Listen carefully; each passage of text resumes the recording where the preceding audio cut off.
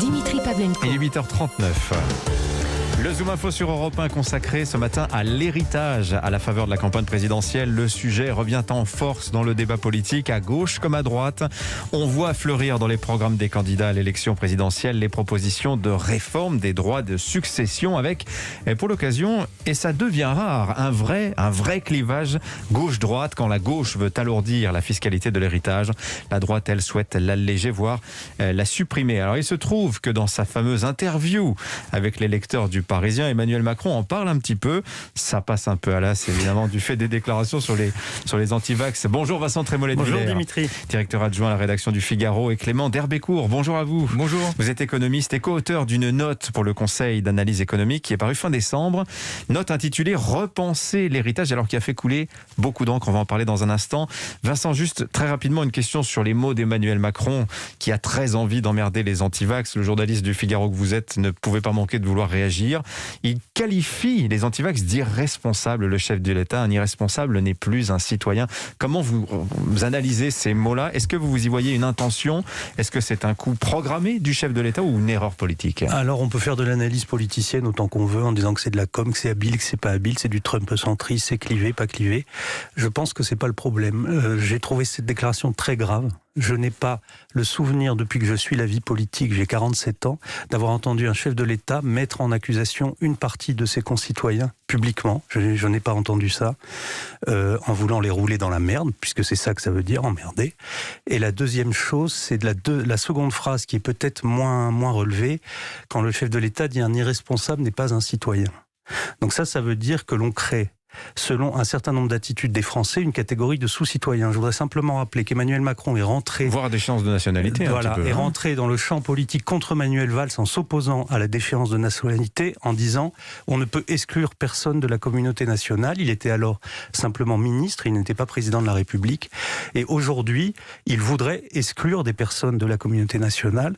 En plus, ça ne fait pas partie des prérogatives du président de la République. Aucun chef d'État n'a le pouvoir de décider qui est citoyen et qui n'est pas citoyen.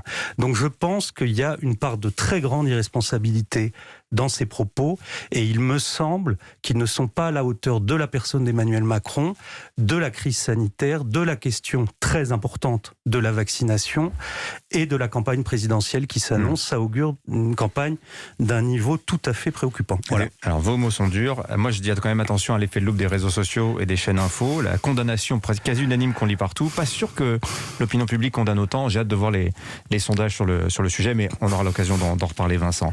Revenons à l'héritage, puisque Clément D'Herbécourt est là et je pense qu'il a plutôt envie de parler de ça, lui. Une lectrice, justement, dans l'interview du Parisien avec le chef de l'État, raconte au président avoir hérité de sa marraine. L'État, dit-elle, lui a volé 60% de son héritage. Bah oui, elle n'est pas en filiation directe, donc dans ces cas-là, c'est une quasi-spoliation.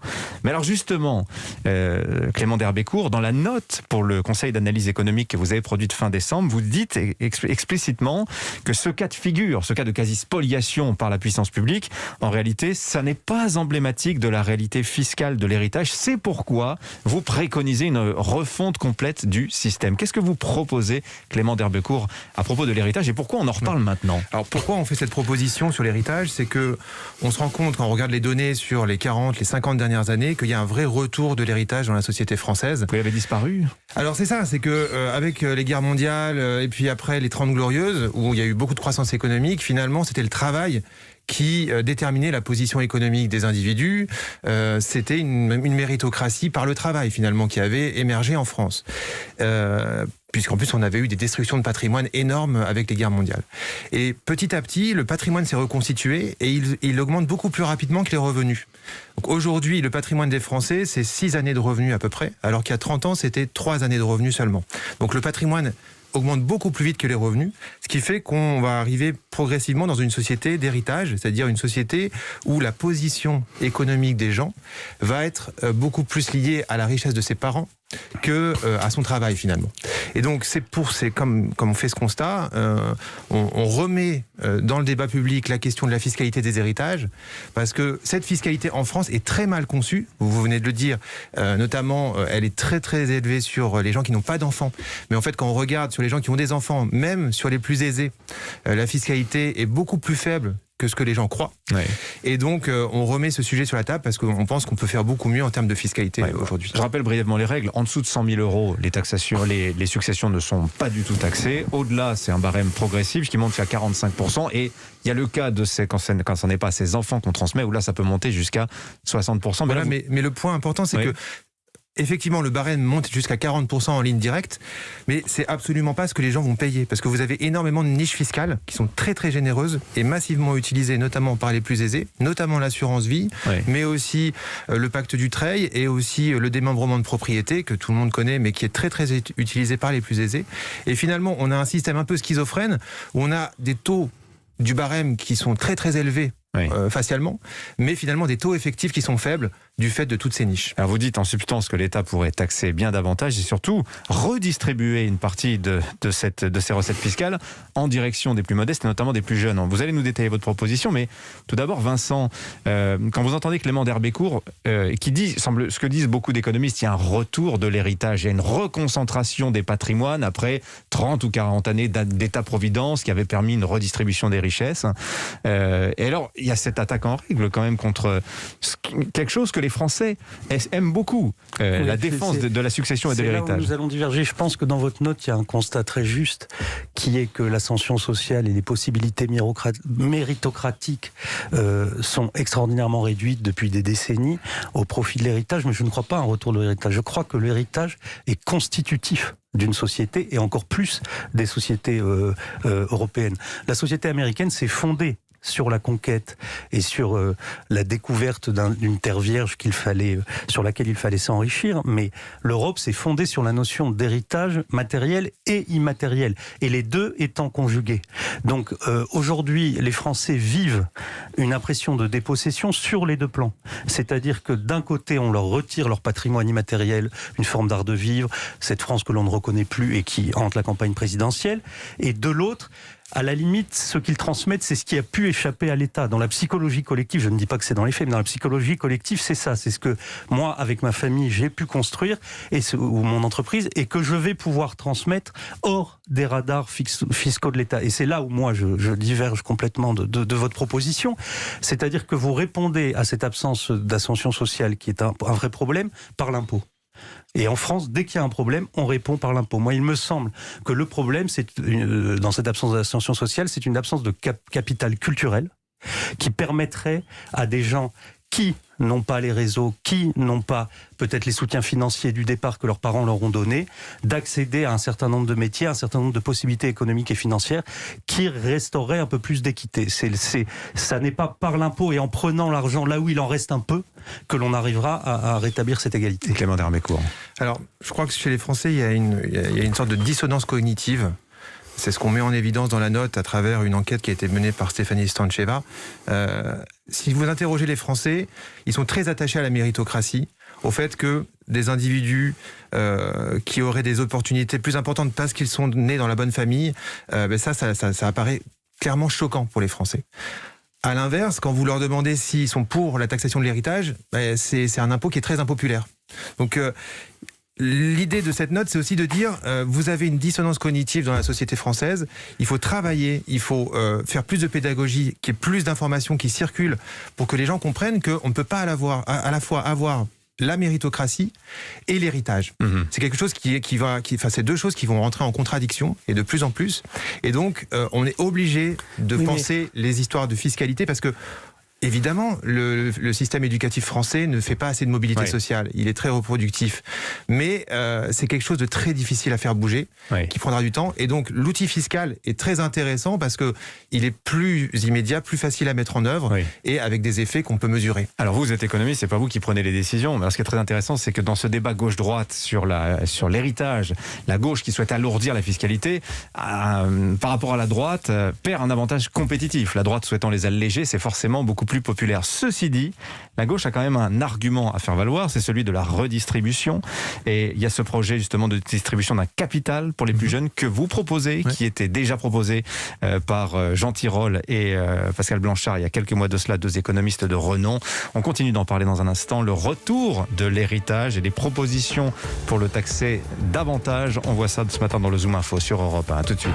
Europe 1, Dimitri Pavlenko. Le rappel des titres, c'est le journal permanent sur Europe 1, Alban Le Prince. Et des propos qui sonnent comme une déclaration de guerre. Les non-vaccinés, j'ai très envie de les emmerder. C'est la phrase lâchée par Emmanuel Macron ce matin dans Le Parisien, arrivée cette nuit aux oreilles des députés en colère.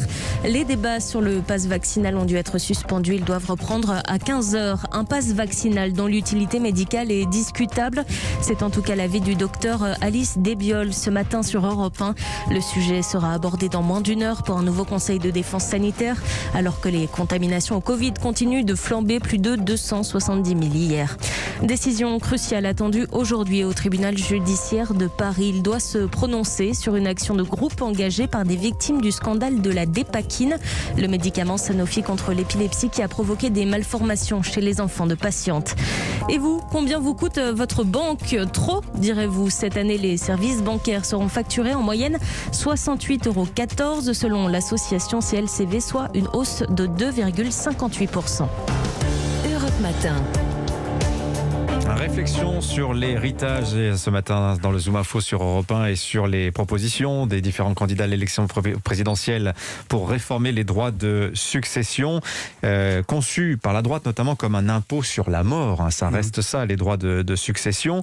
Et alors il y a ces propositions portées par différents économistes, dont Clément Derbécourt qui est avec nous ce matin, co-auteur d'une note pour le Conseil d'analyse économique qui dit en substance aujourd'hui les vrais riches sont pas les gros salaires. C'est terminé ça aujourd'hui, c'est pas le travail qui rapporte, c'est ce que l'on hérite de ses parents ou de ses grands-parents, et il y aurait une concentration des richesses. Ce à quoi Vincent Trémollet de Villers, vous répondez, certes la méritocratie, l'ascenseur social est en panne aujourd'hui, et c'est peut-être pour cela qu'il faut pas toucher tant que ça aux droits de succession. Vous parliez de dissonance cognitive tout à l'heure entre méritocratie et héritage, et moi je pense que dans la psychologie collective, les deux se rejoignent.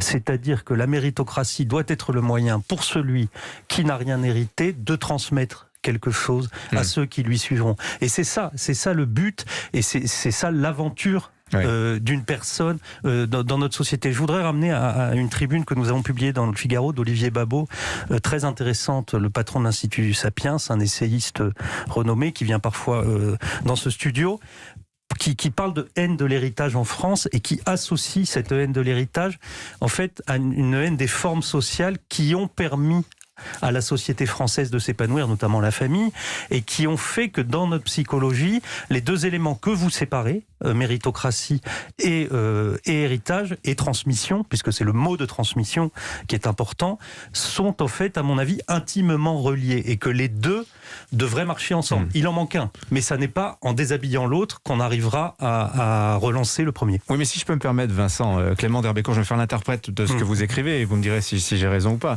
Ce que disent aussi les économistes comme Clément Derbécourt, c'est la méritocratie, ça fonctionne mal, il faut la fluidifier, et donc en prenant un petit peu au gros patrimoine, en leur donnant un petit peu de capital à ces jeunes de 18 ans qui doivent aller travailler chez McDonald's pour mener leurs études et qui donc réussiront moins bien que ceux qui sont à l'aise financièrement, eh bien on fluidifie la démocratie, on fluidifie la méritocratie, et on permet le retour d'un fonctionnement à peu près normal de l'ascenseur social. Est-ce que c'est à peu près ça que vous souhaitez dire, Clément Derbécourt? Alors, vous voyez bien le problème, c'est que on ne peut pas créer une société de mobilité sociale si on a beaucoup d'héritage. Donc ça, c'est vraiment le constat de départ de la note. Maintenant, ce que vous dites, c'est qu'il y a un problème de popularité de l'impôt. Enfin, c'est ce que beaucoup de commentateurs disent d'ailleurs, et qu'on dit aussi dans la note, puisqu'on a des enquêtes, on sait que c'est un impôt très impopulaire. Ce qu'on essaie de montrer dans la note, c'est que, en fait, il y a deux types d'héritage. Il y a un héritage de type classe moyenne, où les gens vont accumuler un peu d'épargne au cours de leur vie, vont laisser à leur décès une résidence principale, un peu d'épargne, de l'assurance vie. Voilà. C'est 70 000 euros, le patrimoine moyen qui est légué, qu'on transmet à ses enfants. Tout à fait. Donc ça, c'est la manière dont les Français se représentent l'héritage. On a accumulé du patrimoine au cours de sa vie de travail. Mais on a été taxé dessus toute notre vie. On a été taxé, on paye des impôts sur le revenu, sur les revenus du capital, etc. Maintenant, ils sous-estiment énormément les inégalités de patrimoine. C'est-à-dire que, en fait, ce couple de classe moyenne, dans cet exemple qui a accumulé une petite résidence principale et de l'assurance vie, en fait, c'est pas du tout les gros patrimoines en France. Les gros patrimoines en France, c'est des gens qui ont créé des sociétés, qui ont des actions en bourse, qui ont investi dans l'immobilier et qui ont plusieurs dizaines de millions d'euros. Et ce qu'on dit, c'est que l'inégalité de patrimoine et donc l'inégalité d'héritage, elle est à peu près 20 fois plus élevée que l'inégalité des revenus du travail. Donc il faut arrêter d'associer l'héritage avec le travail de toute une vie.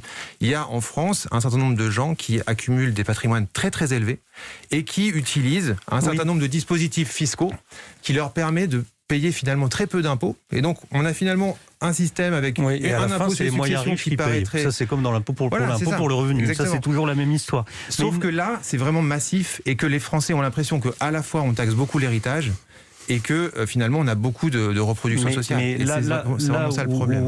Je pense que le constat que vous faites sur l'absence de mobilité sociale est faux quand il se limite à l'héritage.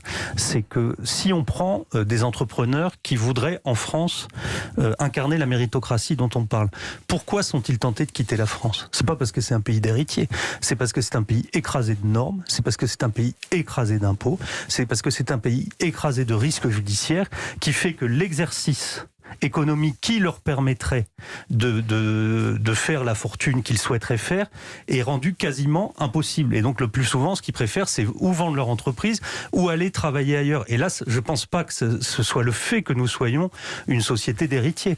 Je pense que c'est parce qu'il y a dans l'organisation sociale et économique française un poids de normes, d'impôts, de tatillonnements, d'administratifs qui fait que cette mobilité est bloquée. Donc peut-être faudrait-il d'abord libérer ça. Après, on pourrait réfléchir sur les très très très grosses fortunes, comme vous le dites, mais il me semble que le premier frein à la mobilité sociale, c'est ça. Mais là, attendez, si je peux me permettre, Vincent, vous vous préoccupez de la croissance. Vous dites en France, on a un problème de croissance et vous seriez ravi de voir naître comme ça des fortunes un petit peu partout dans le pays. Et on sait que ça génère toujours des inégalités. On a l'exemple chinois sous les yeux qui le montre. Beaucoup de croissance, bah oui, ça crée des inégalités. Et vous, Clément d'Herbécourt, vous semblez dire, oui, mais ce sujet des inégalités qui est obsessionnel aux États-Unis, en France, ça perce pas trop, alors qu'en réalité, il y a un vrai sujet d'inégalité en France sur le plan patrimonial, c'est ce que vous venez de nous dire. Il y a un sujet sur l'inégalité patrimoniale. Ça perce pas. Si, ça perce. Enfin, on est en train d'en débattre. Oui. La note fait parler. On voit qu'il y a un. Moi, j'ai pas entendu un candidat à l'élection présidentielle parler vraiment d'inégalité, de prendre ce terme et de dire c'est le cœur de mon projet. C'est ça le sujet. Mais le souci, c'est qu'on a extrêmement d'idées préconçues qui circulent dans le débat public, et notamment ce que vous venez de dire, à savoir que la fiscalité ferait fuir les riches, découragerait l'innovation, la création d'entreprises. On a maintenant un certain nombre d'études. La fiscalité, les normes aussi. Alors les normes, c'est plus large que ça. Mais en tout cas, sur la fiscalité, ce qui est le centre de notre propos aujourd'hui, sur la fiscalité, on a maintenant un certain nombre d'études qui montrent qu'on surestime énormément l'effet de la fiscalité du patrimoine sur le dynamisme des entreprises. On avait par exemple cette étude de l'Institut des politiques publiques sur la disparition de l'ISF, qui montre que finalement, les entreprises qui étaient très exposées à l'ISF, quand on a supprimé l'ISF, finalement, elles ne se sont pas comportées différemment d'avant.